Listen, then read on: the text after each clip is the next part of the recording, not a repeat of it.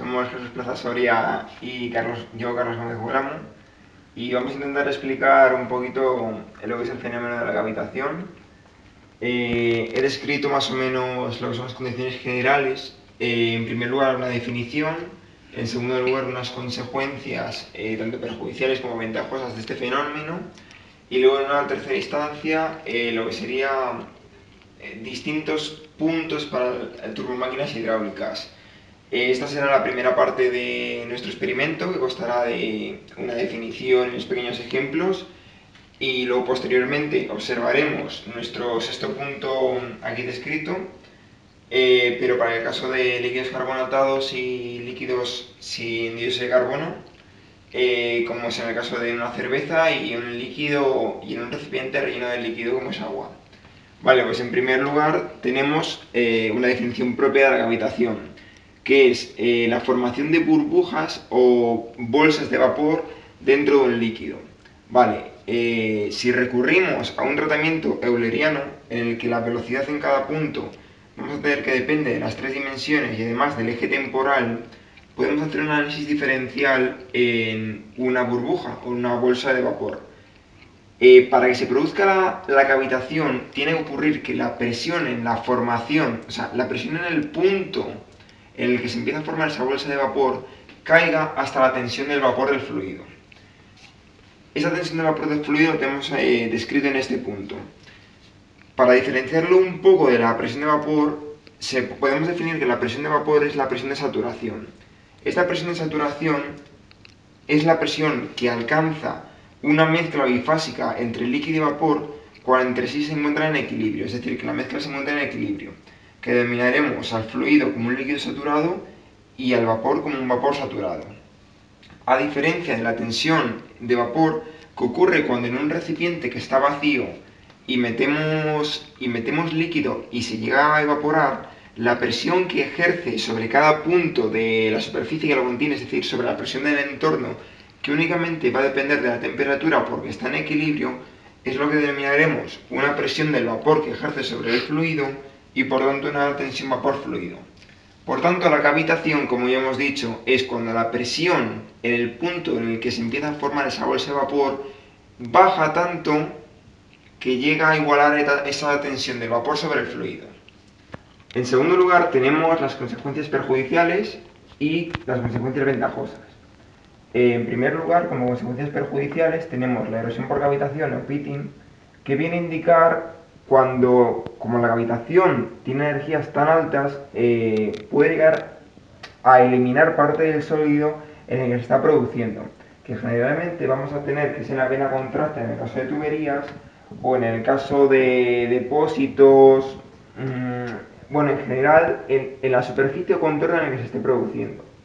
Vibraciones que pueden ser muy perjudiciales para la máquina, sobre todo para su rendimiento, porque puede originar pérdidas energéticas. Y además que las presiones hidrodinámicas, las propiedades hidrodinámicas originales sean distintas que las presiones hidrodinámicas actuales. Por lo cual no nos serviría porque nosotros como fabricantes hemos definido unas condiciones. Si esas condiciones después del fenómeno han cambiado, estamos modificando nuestra máquina y generalmente podría haber materiales que no sirviesen. Como consecuencias ventajosas tenemos en las turbinas, al haber zonas de difícil acceso, la cavitación, dado ese estado de alta energía que impulsa, podría generar una limpieza de esas zonas, como hemos dicho, de difícil acceso, ya que por la acumulación de suciedad, por la acumulación de restos de aceite, etc. Y por último, bombas de condensación en los que, como ya sabemos, la entalpía es menor que cero, ya que los productos tienen un estado menos energético que los reactivos. Por tanto, se pueden usar como reguladores de flujo. En tercer lugar, tenemos turbomáquinas hidráulicas, en el que el cálculo de la cavitación nos va a definir dos límites. En primer lugar, el límite superior y en segundo lugar, el límite inferior. Como límite superior tenemos la velocidad periférica del rotor, que realmente lo que nos viene a definir es la velocidad específica. Y en segundo lugar tenemos nuestro límite inferior, que nos va a definir el tamaño de la máquina. Vale. El tamaño de la máquina, o sea, el cálculo de la cavitación define el tamaño de la máquina porque al calcular este número, o sea, este fenómeno, estamos calculando el mayor rendimiento para el menor peso, menor tamaño y por tanto menor coste de los materiales. Y a su vez, o sea, este fenómeno debe cumplir, para que sea factible, que ayude a nuestro proceso productivo, debe cumplir que la velocidad periférica del rotor no exceda del límite marcado en el cálculo, que es lo que definimos como número específico. Es decir, la velocidad específica no debe exceder el número específico. En cuarto lugar tenemos las fases. Hemos definido, por ejemplo, la tubería, pero en general el proceso es el mismo. En primer lugar tenemos un estado de vaporización del líquido. ¿Por qué? Porque tenemos una zona de estrechamiento, lo que hemos definido como vena contracta. En esta zona de estrechamiento tenemos que vamos a pasar al estado de las fases, tenemos en el que nuestra energía cinética aumenta un montón. ¿Por qué? Porque existe una disminución del radio. Y, por tanto, al aumentar la energía cinética un montón, se produce un montón de pérdidas y aparte se produce ya el burbujeo, es decir, se vaporiza el líquido. Hasta que después de una determinada longitud, digamos por ejemplo diferencial de X, se produzca una implosión de estas burbujas. Vale, esta implosión de estas burbujas ocurriría en este punto. En este punto es cuando la energía cinética ya deja de ser un pico tan alto, es decir, se vuelve a estabilizar como líquido, pero la energía por presión también se ha estabilizado, pero sobre todo lo que más resalta son las pérdidas. Y por último, tenemos que todo este fenómeno realmente se puede resumir en la ecuación de Bernoulli. ¿Por qué? Porque tenemos nuestra presión, nuestra energía de presión, nuestra energía potencial y la presión dinámica del fluido en movimiento que se transforma en energía cinética, más estas pérdidas, que es lo que definimos como constante de Bernoulli.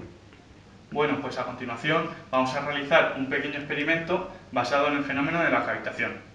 Este experimento consiste en golpear con fuerza la parte superior de una botella de vidrio rellena de agua y en golpear con fuerza la parte superior de una botella rellena de un líquido carbonatado, es decir, que contiene CO2. En este caso va a ser de cerveza. Lo que vamos a poder observar es que al golpear la parte superior de la botella rellena de agua, se van a formar por cavitación pequeñas burbujas en la parte inferior del líquido, cuyo posterior colapso provocará micro roturas en el cristal y lo que ocurrirá es que se romperá la parte inferior de la botella.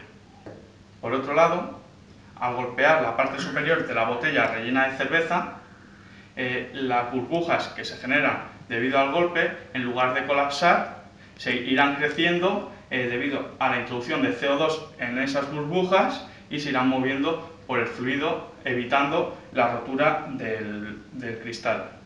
En conclusión, podemos decir que la diferencia entre la cerveza y el agua es que el agua no tiene forma de liberar la energía y rompe, mientras que en la cerveza se libera la energía subiendo las burbujas hacia la superficie en forma de espuma.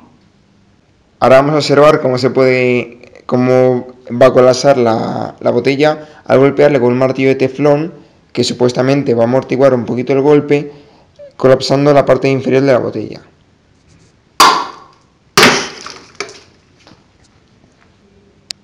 Aquí podemos observar cómo la tensión superficial que se ha producido en el colapso ha roto justamente lo que es la parte del contorno de la tapa inferior.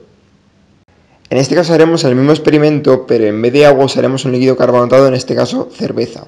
Abriremos la botella y golpearemos con el mismo martillo de teflón casi inmediatamente para evitar que se pierda fuerza el líquido, es decir, que pierda dióxido de carbono por su superficie.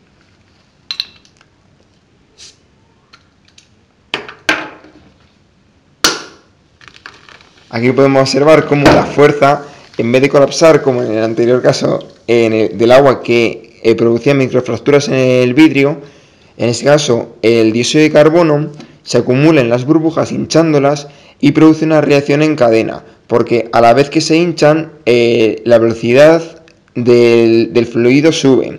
Todo eso se produce en microsegundos, es decir, de orden de 10 a la menos 6. Por tanto, las burbujas y todo lo que es la energía se libera por arriba y no por abajo como en el caso del agua.